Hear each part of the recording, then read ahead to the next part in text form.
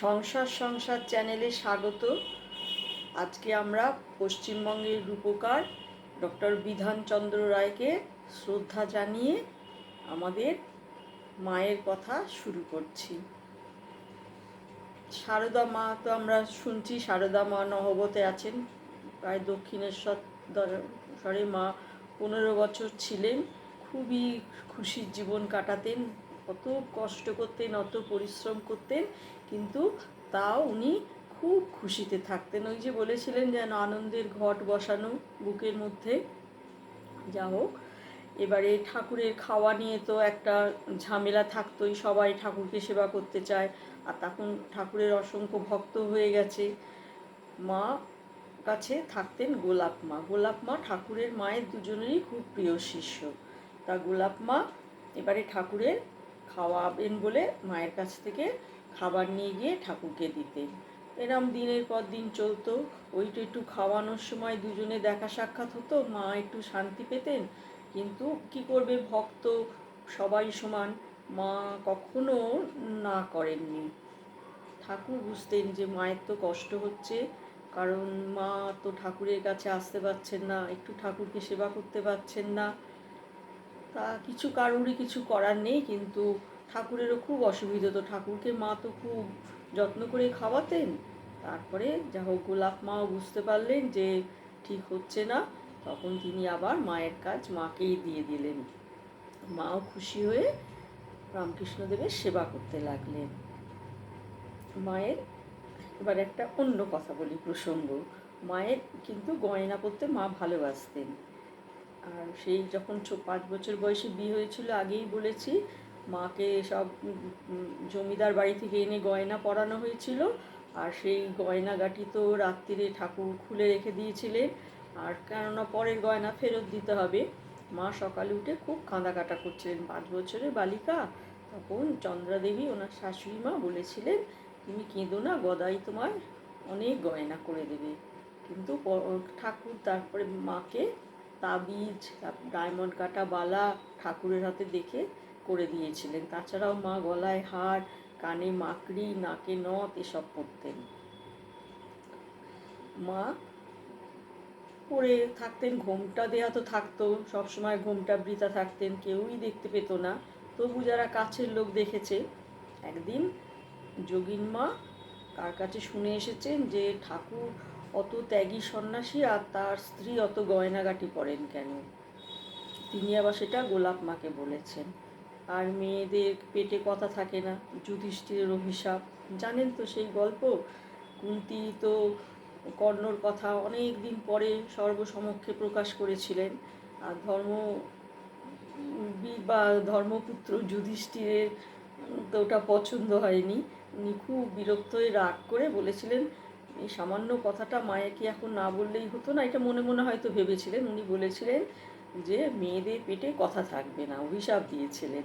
তা সেই যা হোক, গোলাপ মা আবার সেটি গিয়ে মাকে বলেছেন। মা তো শুনে খুব লজ্জা বা দুঃখ যা হোক হয়েছে, মা সঙ্গে সঙ্গে গয়না সব খুলে ফেলেছেন। তারপরে যোগিন মা এসে, আর এক ভক্ত আর কি, অনেক করে মাকে বুঝিয়েছেন। তখন মা শুদ্ধ বালাটুকু পরেছেন, মায়ের গলায় হার আর বালাটাই সবসময় থাকতো। মাকে এতেই মা সুন্দরী ছিলেন, কারণ তিনি তো রূপ ঢেকে এসেছিলেন ঠাকুর বলতেন। এরপর মায়ের একটু সাংস্কৃতিক দিক বলি। মা কিন্তু গান, সেলাই সবই জানতেন। কোথায় শিখেছিলেন জানি না, সারা জীবন তো সংসার করেছেন, আর ওই তো অভাবের সংসার। আর মা সেই একদিন রাত্রিরে মারা সন্ধেবেলা মা আর লক্ষ্মী দিদি গান করতেন নহবতে। ঠাকুর একদিন শুনেছেন, শুনে বলছেন, বা বেশ গান হচ্ছিল। তো পরদিন সকালে বলছেন, একদিন মা রঙ্গন আর জুঁই ফুল দিয়ে 7 লহরী মালা গেঁথেছেন, গেঁথে জলে ভিজিয়ে রেখে তারপরে কালীঘরে পাঠিয়েছেন মা কালীকে পরানোর জন্য। যথারীতি মা কালীকে সেটা পরানো হয়েছে। খুব সুন্দর লাগছে। ঠাকুর গেছেন, গিয়ে মাকে অত সুন্দর দেখে মোহিত হয়ে গেছেন, একদম খুব খুশি হয়েছেন। বলছেন, এরম সুন্দর মালা কে পরালে গো মাকে, কে গাঁথলো? তখন কেউ বলেছে, এটা সারদা মা গেঁথেছেন। বললো, যাও যাও, ও দেখুক, ওর গাঁথা মালা করে মাকে কত সুন্দর লাগছে। তখন কেউ গিয়ে মাকে ডেকে এনেছে। মা তখন দেখছেন দু একজন লোক আছে, তখন মা পেছনের সিঁড়ি দিয়ে, এসে দক্ষিণেশ্বরে তো দেখেছেন, পেছনের সিঁড়ি দিয়ে উঠতে গেছেন। ঠাকুরের তো সব খেয়াল, বলছে না না ওদিকে যেও না, ওখানে পেছল, তুমি এদিকে এসো। তখন ওই তারাও, যারা দু একজন ছিলেন বাইরের লোক, তারা সরে গেলেন। মা গিয়ে দু নয়ন ভরে ঠাকুরকে দেখলেন, প্রণাম করলেন, চলে এলেন। মা কত সংযতা ছিলেন, কত মানে নির্লোভী ছিলেন। দেখুন, তাকে তো সংসার চালাতে হতো, কি ওই যা হিসেবে টাকা আসতো আর ভক্তরা যা ফলমূল দিতেন, কিন্তু খাওয়ার লোক তো দিন দিনই বাড়ছিল। তা একবার ঠাকুরের খুব ভক্ত মারোয়ারি লক্ষ্মীনারায়ণ ঠাকুরকে বলেছেন 10,000 টাকা দেবেন। ঠাকুর তো শুনেই একদম শরীর অস্থির হয়ে গেছে। তারপরে বলছেন আপনি যদি না নেন তাহলে মাকে বলুন। ঠাকুর কি করবেন, প্রথমে মা কালীর কাছে গেছেন, গিয়ে নহবতে গেছেন, গিয়ে মাকে বলছেন হ্যাঁ গো লক্ষ্মীনারায়ণ তো 10,000 টাকা নিতে বলছে, আমি তো নিতে পারবো নি, তুমি নাও। মা বললেন না না, আমি কি করে নেব, ওই টাকা তো তোমারই নেওয়া হবে, ওই টাকা তো তোমার সেবাতেই যাবে, তুমি ত্যাগী মানুষ, আর তোমাকে আমি ওই টাকায় সেবা করব। লক্ষ্মীনারায়ণের আর মনের ইচ্ছে পূরণ হলো না।